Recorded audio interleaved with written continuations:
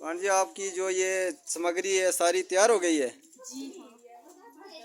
आप बोलिए कि जो ये है ये क्या है, ये किस लिए है? ये फूल पूजा करने के लिए। ये ये सूखे और फल प्रसाद, ये ये दूध, फल, जल, धूप, दीप और ये सामग्री चढ़ाने के लिए। बूजी के ले मन था आपको ये कोने मानो फिर तो बोझो ठीक है। अच्छा बोझो ना ठीक है तो ले ला तो खुशी से ना खुशी से।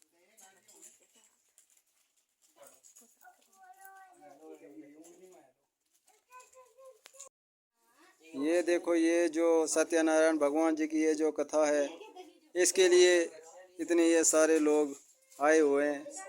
आगे क्या होगा ये हम आपको दिखाते रहेंगे। ये देखो, ये तिलका लगा रहे हैं।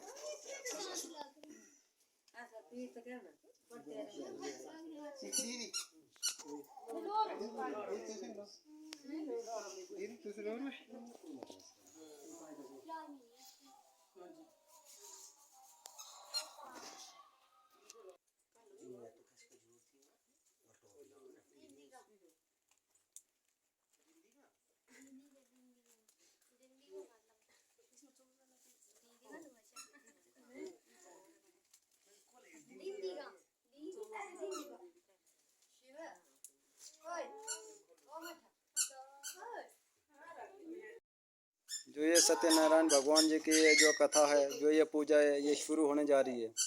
ठीक है, देखते हैं, सुनते हैं क्या क्या है इसमें। श्री सत्यनारायण व्रत कथा।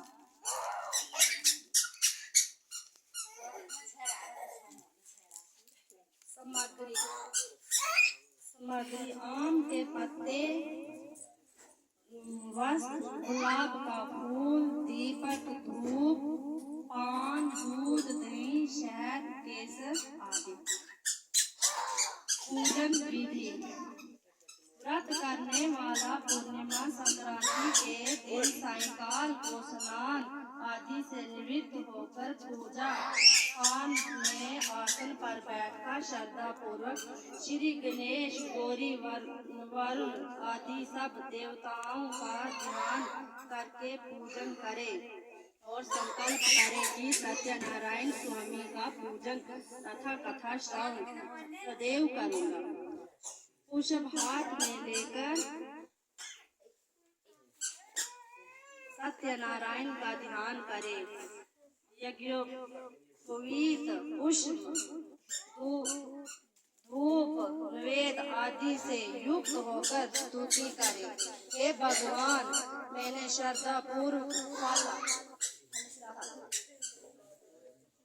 जल आदि सामग्री आपको अर्पण की है, इसे स्वीकार कीजिए। मेरा आपको बारंबार नमस्कार है। इसके बाद सत्यनारायण भगवान की कथा पढ़े अथवा श्रवण करें। पहला अध्याय। एक समय नैमिषारण्य तीर्थ में शौनकादि 88,000 ऋषि ने श्री सूत जी से पूछा, हे प्रभु, इस कलयुग में वेद विद्या रहित मनुष्य को प्रभु भक्ति किस प्रकार मिलेगी तथा उनका उद्धार कैसे होगा? हे श्रेष्ठ मुनि, कोई ऐसा तप कहिए जिसमें थोड़े से समय में पुण्य प्राप्त हो तथा मनवांचित फल मिले। वह कथा सुनने की हमारी इच्छा है। शास्त्र ज्ञाता श्री सूत जी बोले, हे विष्णु, मैं पूज्य आप सब ने प्राणियों के हित की बात पूछी है। अब मैं उस श्रेष्ठ व्रत को आप लोगों से कहूँगा जिस व्रत को नारद जी ने लक्ष्मी नारायण से पूछा था और लक्ष्मीपति ने मुनि श्रेष्ठ नारद से कहा था। तो ध्यान से सुनो। एक समय योगी राज नारद जी दूसरों के हित की इच्छा से अनेक लोकों में घूमते हुए मृत्यु लोक में आ पहुँचे। यहाँ अनेक योनियों में जन्मे हुए प्राय सभी मनुष्यों को अपने कर्मों के द्वारा अनेकों दुखों से पीड़ित देखकर सोचा किस यत्न के करने से निश्चय ही दुखों का नाश हो सकेगा। ऐसा मन में सोचकर विष्णु लोक को चले गए। वहाँ श्वेत वर्ण और 4 भुजाओं वाले देवों के ईश नारायण को जिनके हाथ में शंख चक्र गदा और पद्म थे तथा वरमाला पहने हुए थे, उन्हें देखकर स्तुति करने लगे। हे भगवान, आप अत्यंत शक्ति से संपन्न हैं। मन तथा वाणी से आपको कोई नहीं पा सकता। आपका आदि मध्य अंत नहीं है।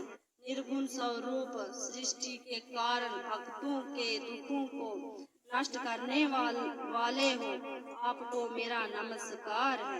नारद जी से इस प्रकार की स्तुति सुनकर विष्णु भगवान बोले कि हे मुनि श्रेष्ठ, आपके मन में क्या है? आपका किस काम के लिए आगमन हुआ है?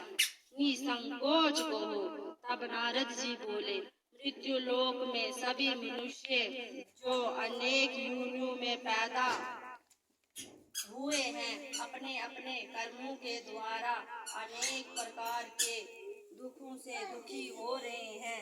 हे नाथ, मुझ पर दया रखते हो तो बतलाइए कि उन मनुष्यों के सभी दुख थोड़े से ही यत्न से कैसे दूर हो सकते हैं।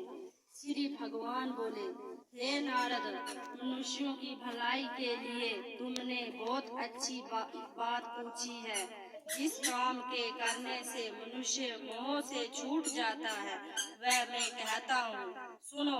बहुत पुण्य देने वाला स्वर्ग तथा मृत्यु लोक दोनों से दुर्लभ एक उत्तम व्रत है। आज मैं प्रेम वश होकर तुमसे कहता हूँ, सत्यनारायण का ये व्रत अच्छी तरह विधि पूर्वक करके मनुष्य तुरंत ही यहाँ सुख भोग कर मरने पर मोक्ष को प्राप्त होता है। श्री भगवान के वचन सुनकर नारद मुनि बोले, उस व्रत का फल क्या है? क्या विधान है? किसने ये व्रत किया है और किस दिन ये व्रत करना चाहिए? विस्तार से कहो। भगवान बोले, दुख शोक आदि को दूर करने वाला, धन को बढ़ाने वाला, सौभाग्य तथा संतान को प्राप्त कराने वाला, ये व्रत सब स्थानों पर विजय करने वाला है। भक्ति और श्रद्धा के साथ किसी भी दिन मनुष्य श्री सत्यनारायण की शाम के समय ब्राह्मणों और बंधुओं के साथ धर्मपरायण होकर पूजा करे।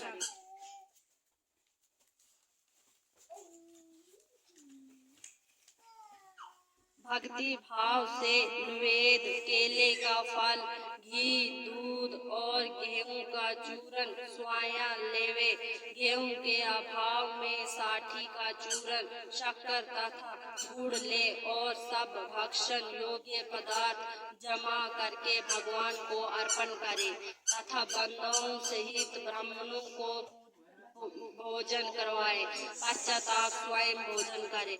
नृत्य गीत आदि का आचरण कर सत्यनारायण भगवान का सम्मान करते हुए समय व्यतीत करें। इस तरह व्रत करने पर मनुष्य की इच्छा निश्चय पूर्ण होती है। विशेषकर कली काल में मृत्यु लोक में यही मोक्ष का सरल उपाय है। अति श्री सत्यनारायण प्रथम अध्याय समाप्तम।